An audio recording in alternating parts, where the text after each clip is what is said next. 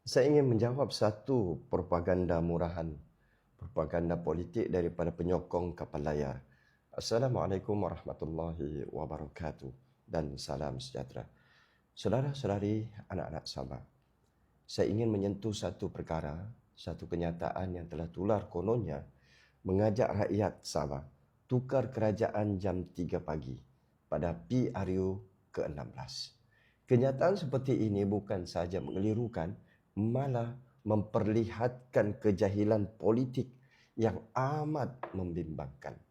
Macam manalah penyokong kapal layar boleh ada pemikiran sontot begini? Pertama sekali, mari kita betulkan fakta. PRU 16 adalah pilihan raya umum bagi Parlimen. Ia menentukan kerajaan persekutuan. Ia bukan pilihan raya negeri Sabah. Kerajaan Sabah hanya boleh ditukar melalui pilihan raya negeri iaitu PRN atau melalui proses perlembagaan yang sah di peringkat Dewan Undangan Negeri Sabah. Jadi persoalannya, dari mana datangnya logiknya? Kononnya kerajaan Sabah boleh bertukar kepada parti tertentu hanya kerana keputusan PRU 16. Ini bukan soal sokong atau tidak mana-mana parti politik. Ini adalah soal kefahaman asas tentang sistem demokrasi dan perlembagaan. Kita hidup dalam negara yang mengamalkan sistem persekutuan. Ada bidang kuasa persekutuan, ada bidang kuasa negeri. Tidak boleh dicampur adukkan sesuka hati hanya kerana emosi politik yang belum redah. Mungkin penyokong ini masih tersakitilah. Realitinya, parti tersebut telah kalah dalam PRN Sabah yang lalu. Itu adalah keputusan rakyat. Demokrasi telah bersuara, tetapi nampaknya masih ada yang belum boleh menerima hakikat kekalahan sehingga sanggup mengelirukan rakyat dengan propaganda murahan. Itulah dia. Bila kalah, masih tidak boleh move on. Rakyat Sabah hari ini lebih matang. Mereka tahu membezakan antara fakta dengan retorik. Mereka tahu bahawa menukar kerajaan bukan semudah membuat poster media sosial dengan ayat sensasi. Menghasut rakyat dengan gambaran seolah-olah PRU 16 boleh menjatuhkan kerajaan negeri hanyalah cobaan menanam persepsi palsu. Ia tidak berlandaskan undang-undang, tidak berlandaskan perlembagaan dan tidak berlandaskan realiti politik yang sebenar. Kita boleh berbeza pandangan.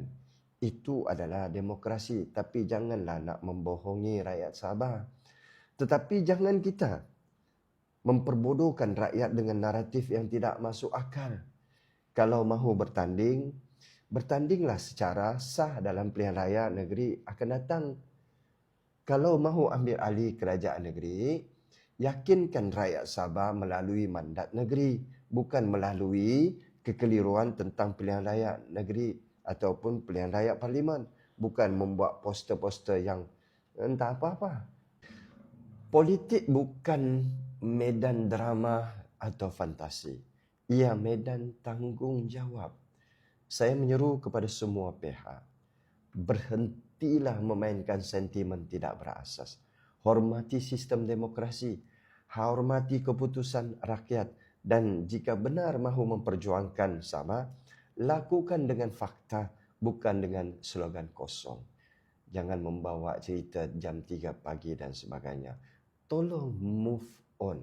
Rakyat Sabah berhak mendapat politik yang matang, bukan propaganda tahap kapal layar yang tersangkut di lautan kekalahan lalu. Penyokong kapal layar tidak mampu mendapatkan sokongan rakyat.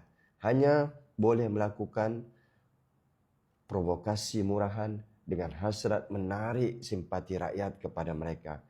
Jadi itulah sahaja yang mereka boleh lakukan sebagai pembangkang. Buatlah kamu sebagai pembangkang yang efisien 5 tahun ini dan jangan berangan-angan mat jenin untuk menukar kerajaan dengan langkah sempurnarian atau sempurnalisasi yang basi. Mari kita bergerak ke hadapan. Kita bina negeri ini dengan kestabilan, dengan dasar yang jelas dan dengan pemahaman yang betul tentang sistem kita.